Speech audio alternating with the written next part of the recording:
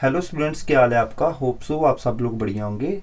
मैं आपको जो प्रीवियस ईयर एग्ज़ाम में एसएससी इलेक्ट्रिकल एग्ज़ाम में जो क्वेश्चंस आए हैं उनको सॉल्व करवा रहा हूँ। और जो शुरुआत की है हमने, वो शुरुआत की है बेसिक ऑफ इलेक्ट्रिकल इंजीनियरिंग से। तो अभी तक हमने 3 वीडियोस जो मैंने अपलोड कर दी है, अभी तक आपने मतलब 3 वीडियो देख ली है मेरी। आज मैं आपको 4th वीडियो में और क्वेश्चंस करवाने जा रहा हूँ जो बेसिक ऑफ इलेक्ट्रिकल इंजीनियरिंग से रिलेटेड है। तो सबसे पहले हम स्टार्ट करते हैं अपने पहले एमसीक्यू से। What is the power consumed by the register of 20 ओम। जो रजिस्टर की वैल्यू दी गई है वो कितनी है, 20 ओम है। ओम किसका यूनिट है, रेजिस्टेंस का यूनिट है। Okay, first of all connected across 100 volt source. Simply क्या है, हमारे पास एक रजिस्टर है, ठीक है, इसको हमने कनेक्ट किया है, किसके अक्रॉस किया है, जो सोर्स है वो कितना है, 100 वोल्ट सोर्स है, 100 वोल्ट, ठीक है। जो इसकी वैल्यू है रेजिस्टेंस की वो कितनी है, 20 ओम। जो रजिस्टर है वो कितने ओम का है, 20 ओम का। तो हमने क्या निकालना है, पावर के, जो रजिस्टर है कितनी पावर कंज्यूम कर रहा है। इसको निकालने के लिए हमारे पास कौन सा फॉर्मूला है, P, पावर को निकालना है। P is equal to voltage दी गई है हमारे पास, कितनी है, 100 वोल्ट है, डिवाइडेड बाय जो रेजिस्टेंस होगी, ठीक है। जो रेजिस्टेंस की वैल्यू कितनी है, वो है 20 ओम। तो यहाँ पर आप 100 को स्क्वायर कर लीजिए, क्योंकि वोल्टेज जहाँ पर है वहाँ पर आप वोल्टेज की वैल्यू को पुट कर दीजिए, और जहाँ पर रेजिस्टेंस है वहाँ पर आप रेजिस्टेंस की वैल्यू को लिख लीजिए, ठीक है।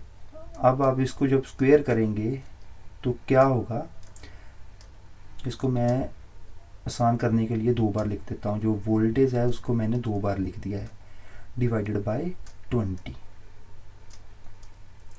ठीक है।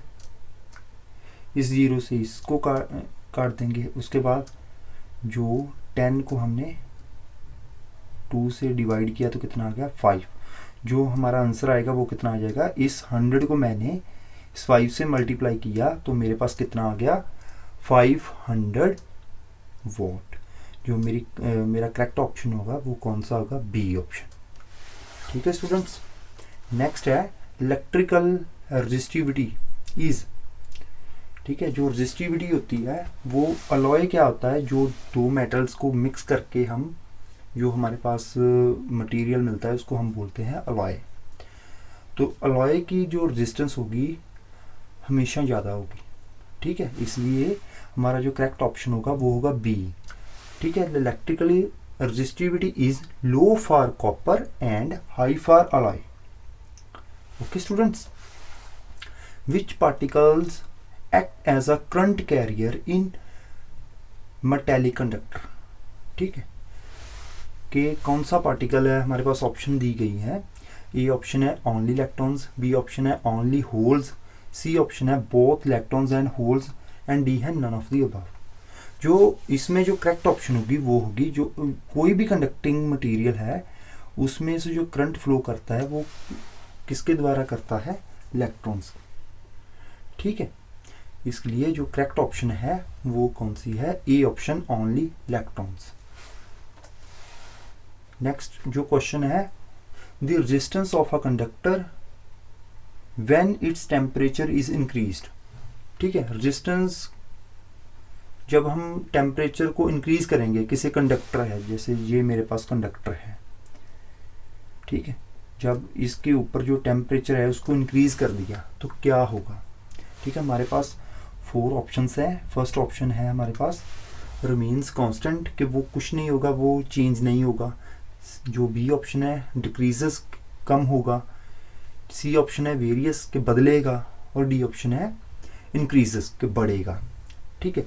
आपको मैं एक बात बता दूं, आप इसको नोट कर लेना अपनी किसी भी कॉपी पर। वहाँ पर हमारे पास जो कंडक्टर होता है वो होता है टेम्परेचर का positive temperature coefficient of resistance, ठीक है। जो कंडक्टर है वो क्या है, positive temperature coefficient of resistance. इसका मतलब क्या है, अगर हम कंडक्टर पर जो टेम्परेचर बढ़ाएंगे, अगर हम कंडक्टर का टेम्परेचर बढ़ाएंगे तो उससे क्या होगा, जो कंडक्टर की रेजिस्टेंस भी बढ़ेगी। ठीक है, उसके बाद जो हमारे पास इंसुलेटर और सेमीकंडक्टिंग मटेरियल है, सेमीकंडक्टर्स हैं, वो क्या होते हैं, वो होते हैं negative temperature coefficient of resistance. कि उसका मतलब क्या हुआ कि अगर हम इंसुलेटर और सेमीकंडक्टर पर टेम्परेचर को बढ़ाएंगे, अगर हम इंसुलेटर और सेमीकंडक्टर का टेम्परेचर बढ़ाएंगे तो क्या होगा, जो उसकी रेजिस्टेंस कम होगी। ठीक है, जहाँ पर कंडक्टर की बात की गई है ये पॉजिटिव है, इसलिए क्या होगा, इसकी जो करेक्ट ऑप्शन है वो है डी। ठीक है, जो करेक्ट ऑप्शन है वो क्या होगी, डी, कि अगर हम कंडक्टर का टेम्परेचर बढ़ाएंगे तो उसकी जो रेजिस्टेंस है वो इंक्रीज होगी। नेक्स्ट है, what is the unit of measure for electrical pressure और इलेक्ट्रोमोटिव फोर्स। इलेक्ट्रिक प्रेशर किसको बोलते हैं, वोल्टेज को बोलते हैं। ठीक है, आप एग्जाम जो प्रीवियस ईयर एग्जाम और भी कई बार ये क्वेश्चन यही पूछा गया है कि unit of electric pressure is, ठीक है, जहाँ पूछ लेते हैं electric pressure is also called as. ठीक है, जो BBMB का पेपर हुआ था 2015 में, उसमें भी यही क्वेश्चन पूछा गया था कि the electric pressure is also called. उस पर ऑप्शंस थी, मैं आपको वो भी बता देता हूँ। जो इलेक्ट्रिक प्रेशर है उसको बोलते हैं वोल्टेज। ठीक है, और इलेक्ट्रोमोटिव फोर्स को भी हम वोल्टेज, जो मतलब वोल्टेज ये नहीं है, लेकिन जो इसका यूनिट होगा जो वोल्टेज का होगा वही होगा। ठीक है, electric pressure is also called as voltage. ठीक है, अब जो एम्पियर यूनिट है वो किसका यूनिट है, वो यूनिट है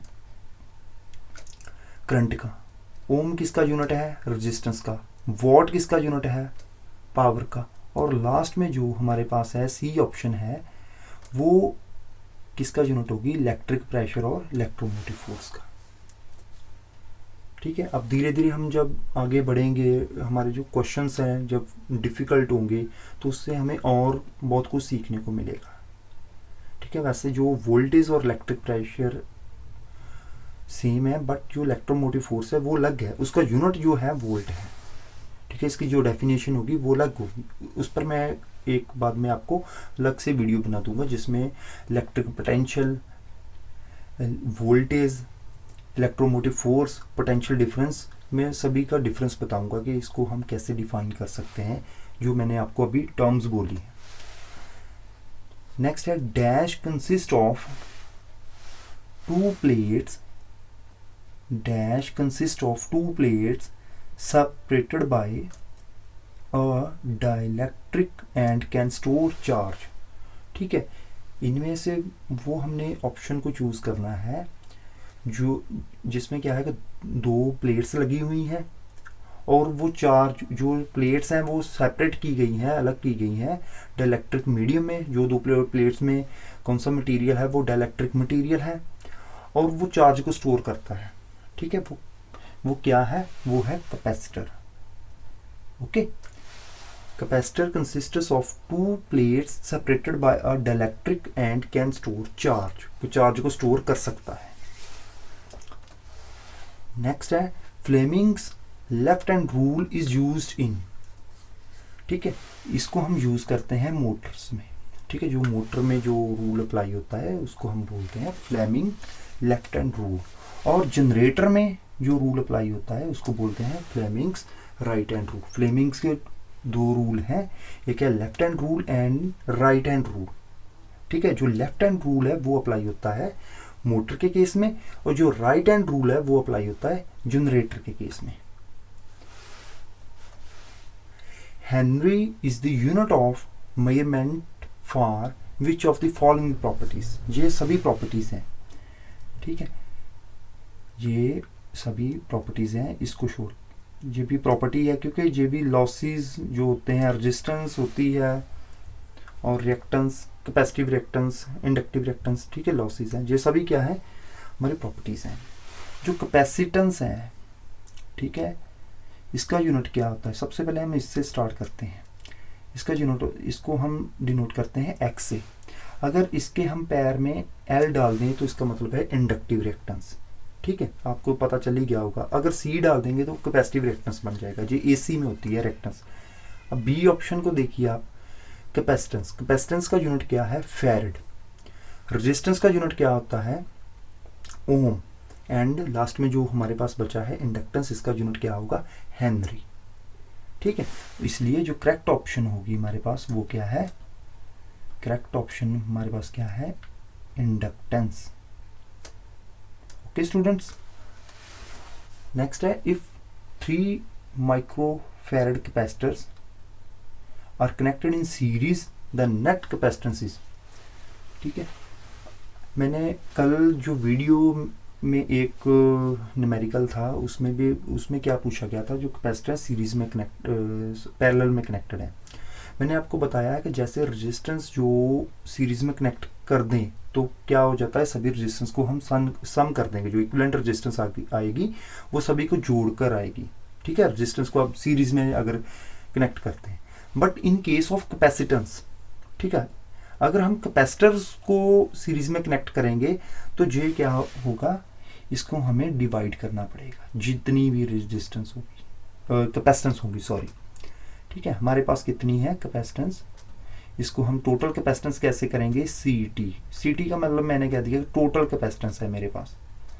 ठीक है, टोटल कैपेसिटेंस को निकालना है मैंने, नेट कैपेसिटेंस को निकालना है, प्लस 1/30। ठीक है, कितनी उन्होंने बोली है, न्यूमेरिकल में कितनी कैपेसिटेंस है, 3 है, तो ये कितना आ जाएगा, 1/30। अब इसको सॉल्व करना है तो सिंपली आप देख सकते हैं कि जो इसका बेस है वो सेम है। ठीक है, अगर जब बेस सेम हो तो जो ऊपर की टर्म होती है वो प्लस हो जाएगी सिंपली। ठीक है स्टूडेंट्स, 1/CT। अब हम CT को जब हम 1 से हटाएंगे, इसको हम सिंपली लिखेंगे, CT लिखेंगे, तो जो इसके इक्वल वाली जो स्टेटमेंट होगी, या फिर कह सकते हैं ये वाली इक्वेशन होगी, ये भी चेंज हो जाएगी। ठीक है, इसको क्या लिख देंगे हम, 30/3। तो इसको हमने सॉल्व किया, हमारे पास कितना आ गया, 10। तो जो करेक्ट ऑप्शन होगी वो क्या, कौन सी होगी, ए ऑप्शन, 10 माइक्रोफैरड। नेक्स्ट है, for making capacitors it is better to select a dielectric हेमी। जो कैपेसिटेंस होती है किसी कैपेसिटर की, वो डायरेक्टली प्रोपोर्शनल होती है परमिटिविटी, एरिया ऑफ ओवरलैपिंग, जो एरिया प्लेट्स के जो एरिया होता है वो कितना ओवरलैप कर रहा है, और डिस्टेंस बिटवीन 2 प्लेट्स।